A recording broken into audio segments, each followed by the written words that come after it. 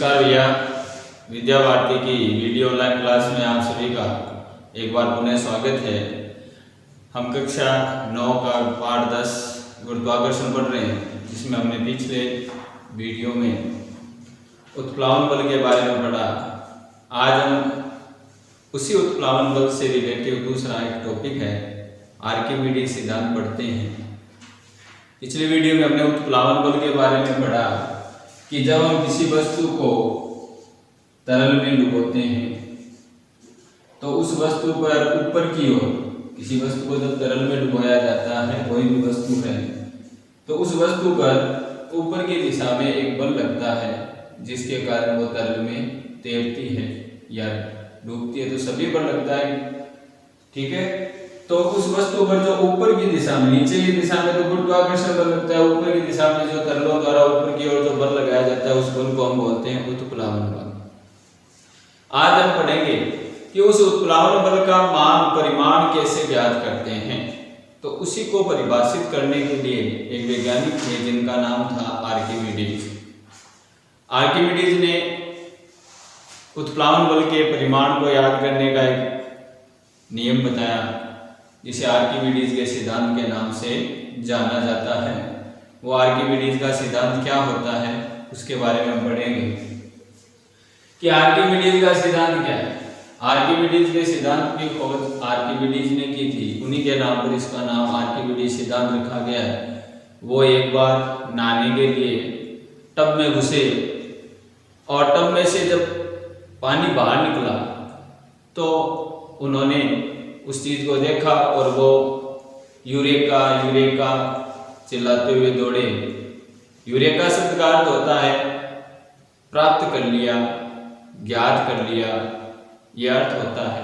तो उन्होंने क्या ज्ञात किया उससे, उसके बारे में हम पढ़ेंगे। और उसी सिद्धांत के अनुसार अनेक चीजें, जैसे हम आजकल देखते हैं दूध में मिलावट होती है, सोने में मिलावट होती है, चांदी में मिलावट होती है। तो इसी सिद्धांत के उपयोग करके अनेक प्रकार के मीटर, हाइड्रोमीटर है, दुग्धमापी है, ये बनाए गए हैं, जिनसे इन पदार्थों की शुद्धता का ज्ञान घनत्व के अनुसार किया जाता है। तो इन्हीं के सिद्धांत का उपयोग आजकल विभिन्न पदार्थों की शुद्धता के माप में किया जाता है, चाहे वो मिठाई हो, दूध हो, सोना हो, चांदी हो, किसी भी पदार्थ के घनत्व का मान निकाल के उसका शुद्धता का माप ज्ञात किया जाता है। तो इसी सिद्धांत के उपयोग करते हैं। तो आर्किमिडीज का सिद्धांत क्या है? आर्किमिडीज ने कहा, आर्किमिडीज के सिद्धांत के अनुसार जब किसी भी वस्तु को, कोई भी वस्तु है, उस वस्तु को हम आंशिक या पूरा, चाहे थोड़ा आंशिक मतलब थोड़ा या उसको पूरा डुबोए, तो जब किसी वस्तु को तरल में पूर्ण या आंशिक रूप से डुबोया जाता है, तो अब जब उसको हम डुबोएंगे तो हमें पता है कि उस वस्तु पर गुरुत्वाकर्षण के विरुद्ध ऊपर की ओर एक बल लगता है, जिसे हम उत्प्लावन बल कहते हैं। तो उस वस्तु पर ऊपर की दिशा में एक बल, वस्तु है ऊपर की दिशा में एक बल अनुभव करती है, और उस बल का नाम है उत्प्लावन बल, जो वस्तु द्वारा हटाए गए तरल के भार के बराबर होता है। तो उस उत्प्लावन बल का मान किसके बराबर होता है कि वो वस्तु जितना तरल हटाती है उसके भार के बराबर होता है। इसको हम समझते हैं कि मानो कि हमने एक पत्थर लिया, एक पत्थर ले लिया, उसको हमने एक रबड़ से बांध दिया, रबड़ होता है। जब हम उस पत्थर को रबड़ से बांध के लटकाएंगे तो जो रबड़ है उस पत्थर के भार के कारण, इस पत्थर का जो भार होगा उसके कारण पत्थर जो रबड़ है उसकी लंबाई में क्या होगी, वृद्धि होगी। तो लंबाई में उसकी वृद्धि होगी। जैसे पहले रबड़ छोटा था, लेकिन पत्थर बांध के उसको लटकाएंगे तो उसकी लंबाई में क्या होगी, वृद्धि होगी। अब हम इस पत्थर को एक पानी से भरे हुए बाल्टी में या अन्य किसी पात्र में, जब इस पत्थर को, रबड़ बंधा हुआ पत्थर है, उसको हम डुबोएंगे तो पहले इसकी लंबाई, जो रबड़ की लंबाई है वो ज्यादा बढ़ती है जब इसको हम स्वतंत्रता पूर्वक लटकाते हैं। जब हम इस पत्थर को पानी की बाल्टी में लटकाएंगे तो जो रबड़ की बढ़ने की जो लंबाई है, जो पहले स्वतंत्रता पूर्व लटकाने पर जो थी, उसमें लंबाई में क्या होती है? कमी। और वो जो कमी हो रही है वो किसके कारण हो रही है? उत्प्लावन बल के कारण। क्यों? क्योंकि इस पत्थर पर ऊपर की दिशा में एक बल लगता है जो रबड़ की लंबाई में क्या कर देता है? कमी ला देता है। और जो उसकी लंबाई में इसके बाहर के कारण जो नीचे जो बल लग रहा है उसमें जो कमी आई है वही बल क्या कहलाता है? उत्प्लावन बल कहलाता है। अब हम अगर रबड़ की जगह हम एक स्प्रिंग तुला ले लें और उसको हमने, ये स्प्रिंग तुला है मान लीजिए, और इस पत्थर को हम बांध के लटकाएंगे तो मान लीजिए इस पत्थर का भार है वो 2 किलो है, ठीक है। तो मान लीजिए लटकाया तो इसका भार कितना है? 2 किलो। तो वो गुरुत्वाकर्षण बल है उसका, तो वो गुरुत्वाकर्षण बल है वो उसका कितना है? 2 किलो है। अब हमने इसी कमानीदार तुला में को जब हमने पानी में लटकाया तो उसका भार है वो पहले जो 2 किलो आया था, मान लीजिए वो 1 किलो 700 ग्राम आया। तो इसके भार में कितनी कमी होगी? 300 ग्राम। और वो जो 300 ग्राम कमी हुई है वो क्या कहलाता है? वही उत्प्लावन बल कहलाता है। तो वो उसके जो भार में जो कमी है वो बल जो मान है जो ऊपर की ओर लग रहा है उसके कारण ये इसकी कमी आई है, तो वही मान है वो क्या कहलाता है? उत्प्लावन बल। तो इस प्रकार से हम उत्प्लावन बल का मान ज्ञात कर सकते हैं। तो उत्प्लावन बल होता है, उसका मान ज्ञात करने के लिए आर्किमिडीज ने सिद्धांत दिया था। तो आर्किमिडीज का सिद्धांत एक बार पुनः पढ़ते हैं। क्या था कि आर्किमिडीज के सिद्धांत के अनुसार जब किसी वस्तु को तरल में पूर्ण या आंशिक रूप से डुबोया जाता है तो वस्तु ऊपर की दिशा में एक बल अनुभव करती है जिसे हम उत्प्लावन बल कहते हैं। और उत्प्लावन बल का जो मान होता है वो वस्तु द्वारा हटाए गए तरल के भार के बराबर होता है। इसको एक और उदाहरण से हम समझते हैं कि जैसे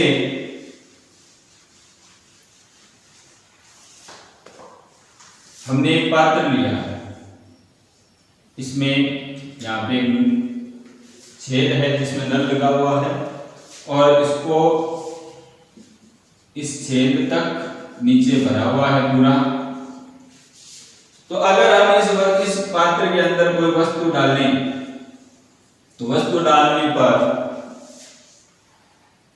डालेंगे तो उस वस्तु पर उत्प्लावन बल के कारण वस्तु इसमें ये वस्तु द्वारा जो हटाया गया तरल है जो उत्प्लावन बल के कारण इसमें से क्या होगा? इसका जल का स्तर बढ़ेगा और पानी है वो किस में आ जाएगा? इस पात्र में आ जाएगा। तो ये इस वस्तु द्वारा हटाया गया तरल की मात्रा है जिससे हम इसके उत्प्लावन बल का मान ज्ञात कर सकते हैं। तो इस वस्तु में जितना तरल हटाएगा वो किस में आ गया? दूसरे पात्र में, इस छेद में से आ गया। तो इस वस्तु द्वारा हटाया गया जो तरल वो सारा किस में आ गया? पास वाले पात्र में। तो वह उसके द्वारा हम उत्प्लावन बल का मान ज्ञात कर सकते हैं। तो यही बात आर्किमिडीज ने बताई थी। तो जितना इस पदार्थ का घनत्व होगा उसके अनुपात में वो पदार्थ हटाता है। तो हटाए गए तरल के भार के बराबर, तो जितना इसमें तरल हटाया गया है वो तरल इस पात्र में आ गया, उसका हम भार नोट कर लेंगे, वो इस पदार्थ के द्वारा उत्प्लावन बल का मान होता है। तो आर्किमिडीज के सिद्धांत के अनुप्रयोग, आर्किमिडीज के सिद्धांत के अनुप्रयोग क्या है, क्या उसका उपयोग है? तो आर्किमिडीज के सिद्धांत का उपयोग सबसे पहले जैसे जलयान होते हैं, बड़े बड़े जहाज होते हैं और पनडुब्बियां होती हैं, उनकी डिजाइन बनाने में किया जाता है। हमें पता है कि जहाज है वो पानी में डूब जाता है, जहाज पानी में तैरता है और पनडुब्बियां वो पानी में बिना डूबे तैरती है। वो डूबती नहीं है पानी में, वो बिना डूबे पानी के अंदर तैरती रहती है। तो उसका कारण क्या है कि उनकी डिजाइन इस प्रकार से आर्किमिडीज के सिद्धांत के अनुसार बनाई जाती है कि पनडुब्बियां तो पानी में बिना डूबे तैरती रहती है और जो जहाज है वो पानी की सतह पर तैरता है। तो उनकी डिजाइन किस सिद्धांत से बनाई जाती है? आर्किमिडीज। दूध मापी, दूध की शुद्धता मापने के लिए दूध मापिका का उपयोग किया जाता है कि दूध में कितना पानी है या अन्य पदार्थ मिलाए हुए हैं, उसकी शुद्धता मापने के लिए भी आर्किमिडीज के सिद्धांत का उपयोग किया जाता है। क्योंकि किसी भी शुद्ध पदार्थ में जब उसमें कोई अशुद्धियां मिलाते हैं तो उसके घनत्व में क्या आता है, परिवर्तन, तो उसके माध्यम से उसकी शुद्धता मापी जाती है। इसके अलावा हाइड्रोमीटर में द्रवों के घनत्व मापने में, कोई भी द्रव है उसका घनत्व मापना, लिक्विड का, कोई भी तेल है, केरोसिन है, पेट्रोल है, इनका उपयोग किया जाता है। इनके अलावा भी होता है, जैसे सोने की शुद्धता मापने के लिए भी आर्किमिडीज के सिद्धांत का उपयोग किया जाता है। चांदी की हो या अन्य किसी भी धातु की शुद्धता मापने के लिए आर्किमिडीज के सिद्धांत का उपयोग किया जाता है। अब हम आगे बढ़ते हैं, अपेक्षित घनत्व।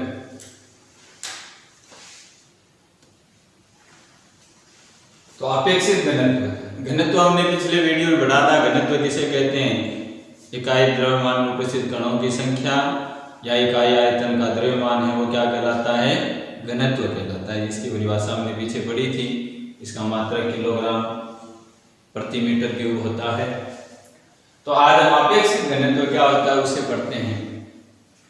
किसी पदार्थ का अपेक्षित घनत्व, कोई भी पदार्थ है, चाहे हमें किसी का भी ज्ञात करना है, सोने का, चांदी का, किसी का भी, तो किसी पदार्थ का अपेक्षित घनत्व उस पदार्थ का घनत्व जिसका हमें अपेक्षित घनत्व निकालना है, उस पदार्थ का घनत्व तथा बट्टा पानी के घनत्व का अनुपात होता है। तो अपेक्षित घनत्व किसे कहते हैं, किसी पदार्थ का घनत्व उस पदार्थ का घनत्व तथा पानी के घनत्व का अनुपात कहलाता है या अनुपात होता है। तो अपेक्षित घनत्व बराबर क्या होता है, पदार्थ का घनत्व बटा पानी का घनत्व। अब घनत्व का मात्रक तो हमें पता है किलोग्राम प्रति मीटर क्यूब होता है, लेकिन अपेक्षित घनत्व का मात्रक क्या होता है, तो अपेक्षित घनत्व का कोई मात्रक नहीं होता। क्यों नहीं होता, क्योंकि पदार्थ का घनत्व बटा पानी का घनत्व ये समान भौतिक राशि, घनत्व क्या है, समान भौतिक राशियां हैं और समान भौतिक राशियों का अनुपात होता है, उसका कोई मात्रक नहीं होता। तो घनत्व का मात्रक बटा घनत्व का मात्रक तो कट गए, इसलिए अपेक्षित घनत्व का कोई मात्रक नहीं होता।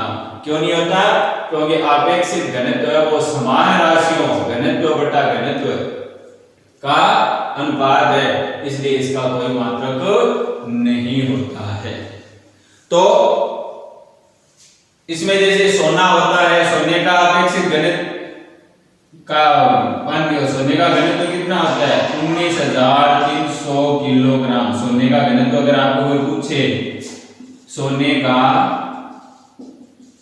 घनत्व कितना होता है, तो सोने का घनत्व होता है 19,300 किलोग्राम प्रति मीटर क्यूब, या इसको ऐसे भी लिखते हैं 19.30 × 10⁻³ किलोग्राम प्रति मीटर क्यूब, या इसको ऐसे लिख सकते हैं, प्रति नहीं लगाए तो -3। तो इस प्रकार से ये इसका घनत्व है। पानी का घनत्व याद रखना है। पानी का घनत्व होता है, पानी का घनत्व, तो पानी का घनत्व होता है 1000 किलोग्राम मीटर क्यूब -क्यूब, या इसको ऐसे लिखते हैं 10⁻³ किलोग्राम मीटर क्यूब। ठीक है, तो सोने का घनत्व 19,300, या इसको 19.3 × 10⁻³ लिखते हैं, या पानी का घनत्व होता है वो 1000 किलोग्राम प्रति मीटर क्यूब होता है, या इसको 10⁻³ किलोग्राम मीटर प्रति क्यूब लिखते हैं। अब जैसे आपको कोई सवाल पूछ ले कि अपेक्षित घनत्व कैसे ज्ञात करते हैं, किस प्रकार से किसी अपेक्षित घनत्व से घनत्व कैसे निकालते हैं, तो जैसे एक उदाहरण है कि चांदी का अपेक्षित घनत्व, चांदी का अपेक्षित घनत्व कितना दिया हुआ है, 10.8। इसका कोई मात्रक नहीं होता, अभी हमने पढ़ा अपेक्षित घनत्व का कोई मात्रक नहीं होता। और पानी का घनत्व, पानी का घनत्व अभी हमने पढ़ा था, कितना होता है 1000, प्रश्न में भी दिया हुआ है 10⁻³ किलोग्राम मीटर -क्यूब। फिर हमें किसका निकालना है, चांदी का घनत्व ज्ञात करना है, चांदी का घनत्व निकालना है। तो सूत्र हमें पता है, आपेक्षिक घनत्व का सूत्र क्या होता है, आपेक्षिक घनत्व बराबर होता है पदार्थ का घनत्व बटा पानी का घनत्व। तो यहाँ पे पदार्थ कौन है, चांदी, तो यहाँ पे हो जाएगा चांदी का घनत्व। और आपेक्षिक घनत्व किसका निकालेंगे, चांदी का। तो चांदी का आपेक्षिक घनत्व बराबर चांदी का घनत्व बटा पानी का घनत्व, क्योंकि हमें किसकी बात करनी है, चांदी के घनत्व की बात करनी है। तो चांदी का आपेक्षिक घनत्व दिया हुआ है, कितना है 10.8 बराबर, इसका मान रख दिया। चांदी का घनत्व याद करना है, हमें निकालना है, चांदी का घनत्व हमें ज्ञात करना है बटा पानी का घनत्व है 10 की घात -3, इसको इधर ले आएंगे, किलोग्राम मीटर क्यूब। ठीक है, अब ये भाग में इस तरफ आएगा, गुणा में आ जाएगा। तो चांदी का घनत्व बराबर कितना आ जाएगा, इसको इस तरफ लाएंगे तो 10.8, ये गुणा में आ गया, 10 की घात -3 किलोग्राम, सॉरी 10 की घात 3, 10 की घात 3 किलोग्राम मीटर क्यूब। तो ये मान हो गया। तो ये इसका चांदी का घनत्व कितना आ गया, ये उत्तर आ गया आपका 10.8 गुना 10 की घात 3 किलोग्राम प्रति मीटर क्यूब। तो इस प्रकार से हम आपेक्षिक घनत्व ज्ञात कर सकते हैं। अब ये जो पाठ 10 है आज पूर्ण हो चुका है। अगले वीडियो में हम इसके कुछ प्रश्नों के बारे में बात करेंगे। तब तक आप इसका अध्ययन कीजिए पूरे पाठ का एक साथ, ताकि आगे प्रश्न उत्तर करें तो इसको समझ में आए। तब तक के लिए धन्यवाद। जय हिंद, जय भारत।